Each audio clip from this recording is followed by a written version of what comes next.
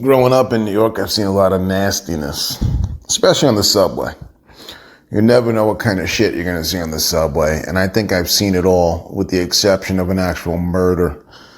But the most fucked up thing I ever saw probably was one night when I was coming home from the Mets game. I'm on the train, and I'm sitting on one of the end seats, facing the long ways of the subway car, because I like to have a full visual of the crazy when I'm riding. Sometimes I'm stuck with the side seats where you end up getting into a fucking staring match with some whack job sitting 5 feet across from you.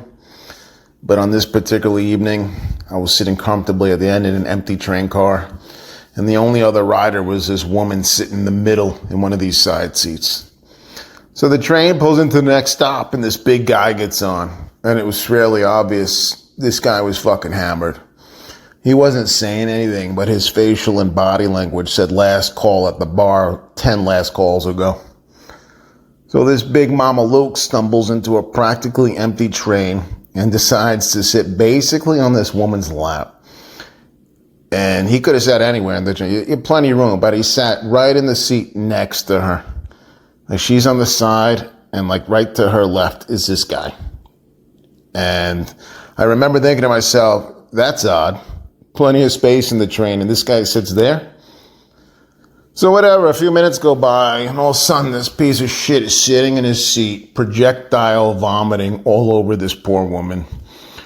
I remember her shrieking in terror, and she gets up, covered in this barf, and just gets off the train in the next stop in a state of shock. Which I'm sure that stop was surely not her intended stop. And I still had about 15 to 20 minutes left on my ride, and I wasn't moving. Barf or no barf, I'm not going anywhere unless I start to smell that shit, which fortunately I did not. One of the advantages of my end seat, right?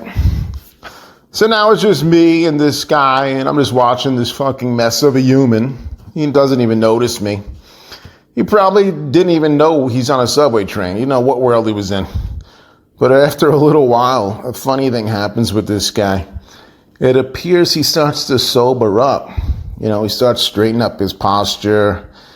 And like in a state of revival, I saw him do something which I think is even more fucked up than him puking on that woman. He picks up a newspaper that was left on the seat next to him, and he starts fucking reading it.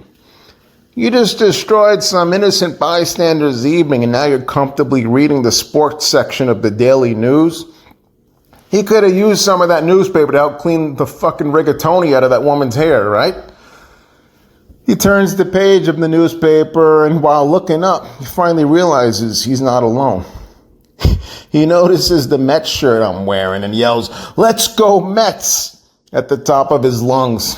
And I yell back the same. And from 50 feet away, we're now having a full-on discussion about the Mets starting pitching staff. The guy wasn't so bad after all.